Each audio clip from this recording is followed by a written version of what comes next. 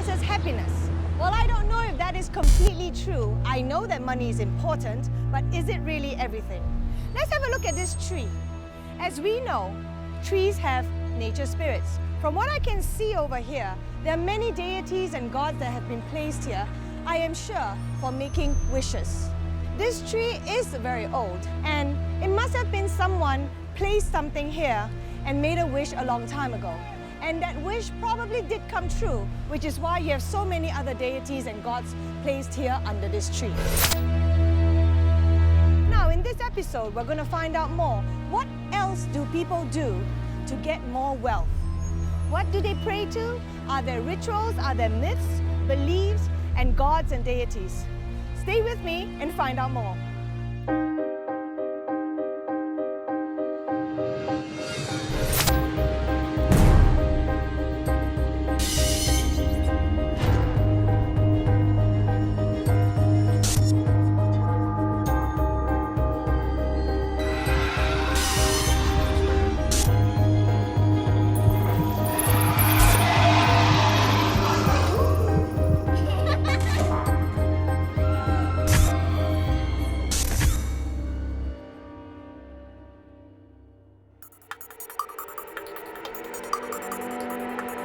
Wealth gods and deities seem to have survived the test of time as we still pray to them for good luck, money and prosperity.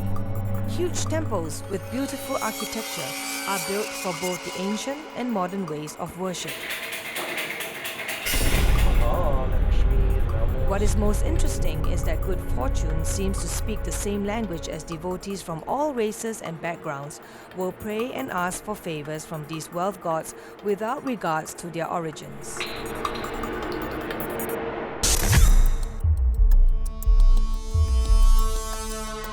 Nancy Yeo is a Chinese metaphysics consultant with more than 10 years of experience.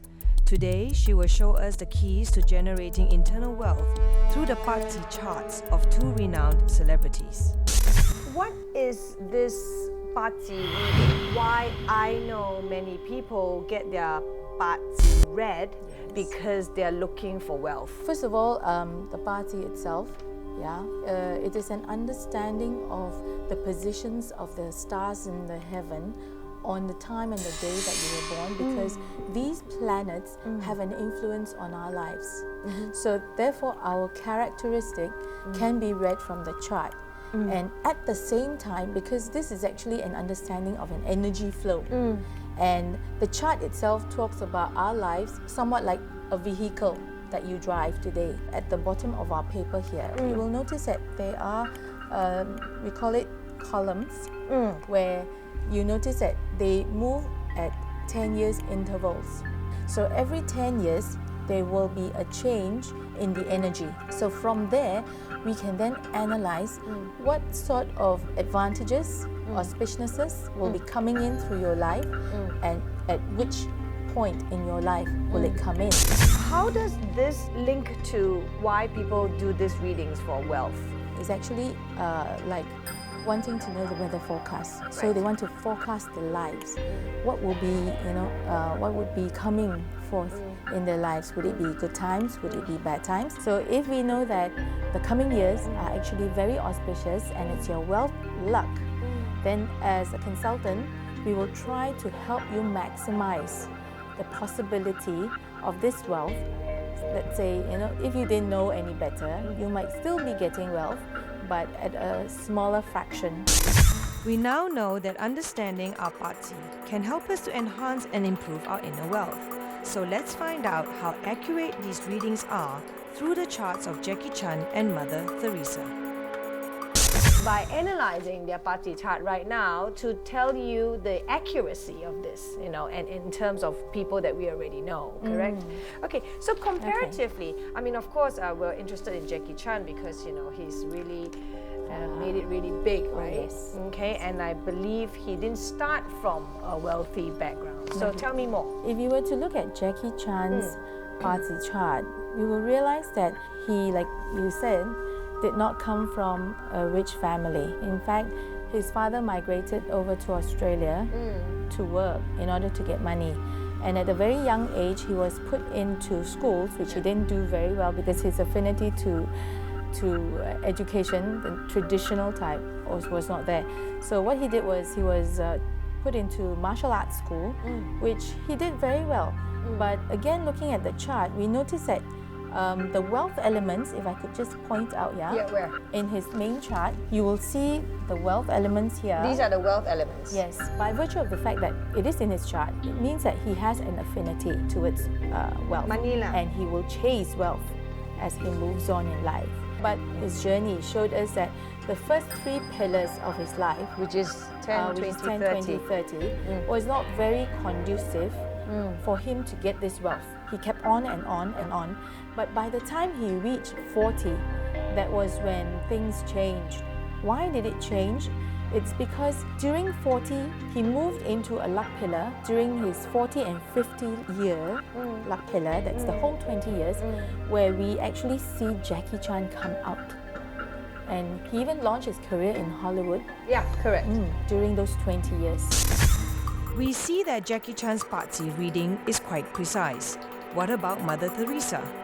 Is wealth an important aspect in her life? If we were to look at the BaZi chart of Mother Teresa, you will notice that there is no wealth element in the chart except for a mini one right at the last pillar. Okay, that goes to show that Mother Teresa in this particular lifetime is not very concerned about chasing wealth. So when wealth came to her in the form of luck pillars, she used that to translate it, to transform that wealth into an opportunity for her to do what she wants to do most in this life, and that's to help the poor. So she took the opportunity That came of her luck Wealth. pillar to maximize her exposure for her cause, which is the poor. So it's not so much about dollar and cents. Her emphasis is actually helping people solve their problems in this lifetime. Whereas Jackie Chan's motivation in this life is to earn a lot of money, to get a lot of money. But I suppose with the money, he might be doing good things that we don't know. But it shows a person's innermost passion and desire. Okay. So therefore, what we can say is your time of birth and when you were born will determine your destiny, forecast your future, and that will allow you, if used with good motivation, to achieve your goals. It could be wealth, it could also be love and relationships. Yes.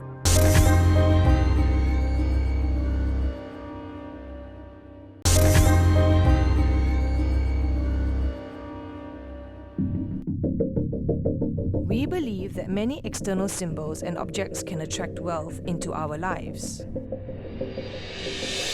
One of the most recognizable symbols of wealth is the fortune cat, or the maneki nickel, an influence that started 110 years ago in Japan. Today, this cute beckoning cat is seen all over the world, even in Italian restaurants. Another auspicious object that many people invite home is the wealth vase, which is used by the Tibetans for centuries to remove obstacles and gain abundance. They are made according to traditional scriptural methods in monasteries, infused with blessings and prayers, and contain precious holy items such as relics and images of wealth deities. These examples show that when it comes to getting more wealth, cultural boundaries do not apply. But does accumulation of these external objects really improve our good fortune?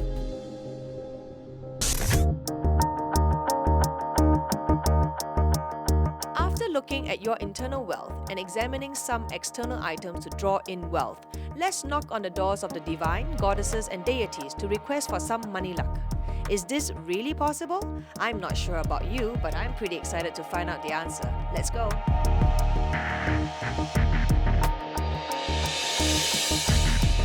In Hinduism, the Shakti, or female power, is the source of the universe. This power is represented by the mother aspect and is worshipped as Aman, meaning the divine mother, in many temples. We are at Sri Nageswari temple and we will be speaking to the chief priest, Mr. Indran, regarding a beautiful wealth goddess known as Lakshmi. And as we all know, there's a saying that says, no money, no talk. So on a more spiritual context, would resolving so-called financial matters encompass within what you call the outer goodness of life? Depends. For one person, money is not always what he wants. For a person who's sick, what he needs is a better life, is a healthy life. You can give him $1 million. That's not going to change him. 80% of the people who come by are looking to resolve issues with regards to wealth. You know what I mean? Of course, all religions have goddess of wealth, and they are the most revered gods all look up to. That's the reason why you don't go to, because they want to get good luck out of it. Lakshmi namostute namaste mahamaye Sri Pite Surabhujite Sanghi Chakra Gadahaste. In Hinduism, the goddess of wealth, I believe, is Lakshmi. Yes, Lakshmi is one. Another name for Lakshmi is Sri. Right. The name itself means Sri. That's why you see whenever we call someone Sri, Yes. Sri means you are automatically prosperous. But basically, we're trying to help people help themselves by helping others, and then they can improve themselves as well as healthily, as well as wealthily. And they literally buy a lottery ticket. Yes. And they come here and they will pray to Lakshmi Yes. with the deepest motivation that this will Will strike. dapat. I won't say like it's God's giving you, like you need to have some form of good luck first. To have money, to buy money. You must have the karma. Yes. The previous To karma attain must be- even the wealth. Exactly. Yes. It's like water. You cannot contain water. You can only flow. Yeah. But from what I understand from what you have said, actually what Lakshmi grants is not so much that financial wealth, but you are actually talking about the inner spiritual wealth. Lakshmi, which is the most famous one everyone knows, she's standing on one lotus flower and all that. The lotus flower is not constant. It's always shaking in the water. So same like that, wealth is never constant. Correct. It comes and it goes. It never stays in one place. Actually, sometimes it goes more than it comes, right? That would be something that happens internally for them as their wish, their outer wish is granted. Okay, you see, basically they would feel they're indebted to help others as how God has helped them. Correct. So it's just like a share. Okay, what God has given me, I want to give some back. So it may be a way where they or he or she comes back and just And returns starts it. giving. I am told that in this temple on August 11th, 2013, there is this festival for female devotee. It's a procession. And what's that about, and what is this procession called, and why do you have this procession? In Tamil, it's called Palkudam. Palkudam. Means milk pot. The procession of holy milk pot. That's why in Hinduism we don't eat beef. The milk is symbolized as something holy, and it symbolizes prosperity as well. Right. Okay, you see, basically in Hinduism we believe in every family, the Shakti or the lady of the family is the main mover in each family. The Mother Divine. If she prays for the family on the whole family will prosper. Like you see, you have a son who's ailing. The son can't go and pray, but the wife will pray, or the mother will pray. God will, of course, listen to the mother's prayer. That's why we have it every year to symbolize that we need the power of Shakti. We have attire. It's red color attire to represent that all humans, even though our skin colors are different, the blood which flows in our body is red. So we want to give the oneness in that and let Mother Nature, because Mother Nature is also a female, so let her blessings to all and everyone in the country. We do it every year for the prosperity of the country, because I think Malaysia is a heaven among countries.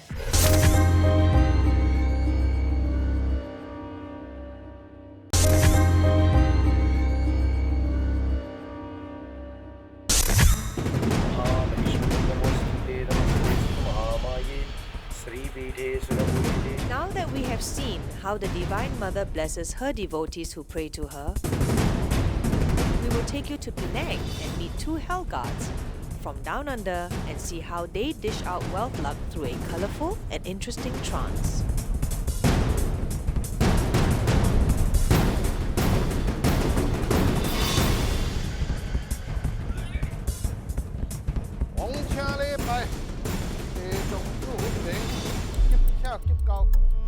Just like the Greek god Hades, the white and black impermanents or Tuali Apek in the Hokkien dialect are guardians of the underworld. They are believed to offer protection against evil spirits and give fortune and luck to those who are kind and honest. 你睇到佢一樣咧，已經係送咗佢一身咧，因為200日已經嚟咗。讓我多整，以我換名啊！天地眾主在處，大顯威靈。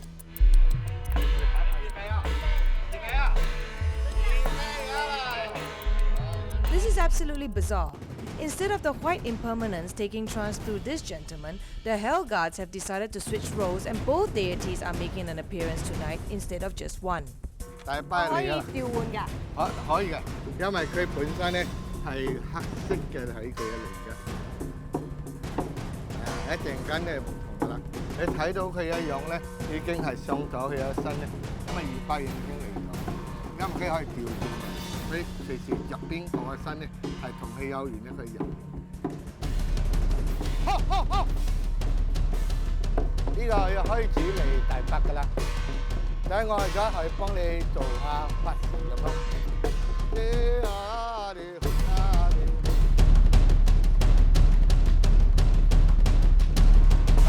車點知大伯更大，呢種知識換名啊，知唔知啊？ 你來大伯喺清沙了。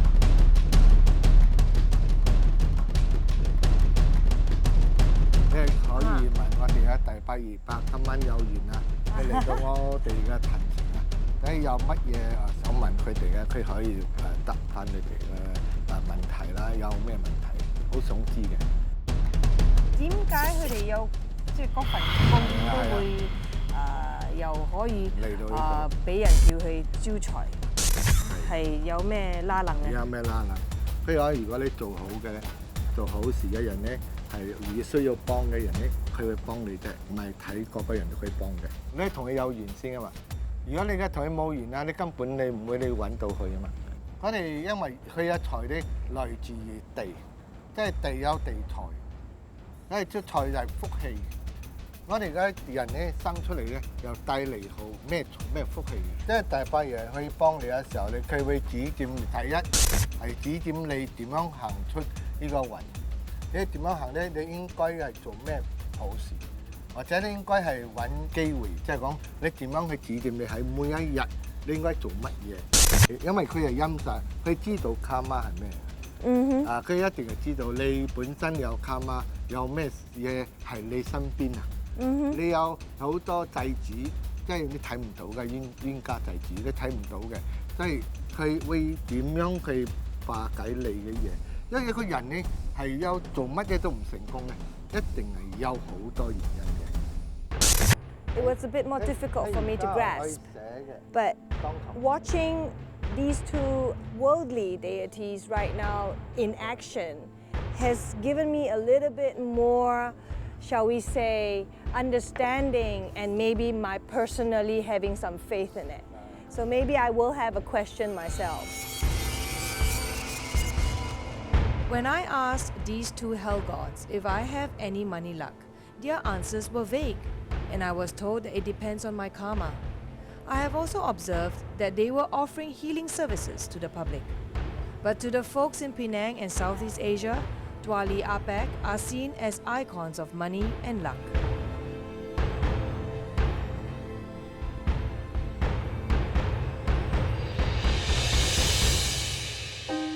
I just realized from this episode, what I have learned is that money is not everything in wealth. Money will help us to attain the materialistic aspects of things. But what we are looking for at the end of it all is that inner peace, happiness, something that I call spiritual wealth, inner wealth. And on that note, I wish you all abundance of inner wealth. Bye.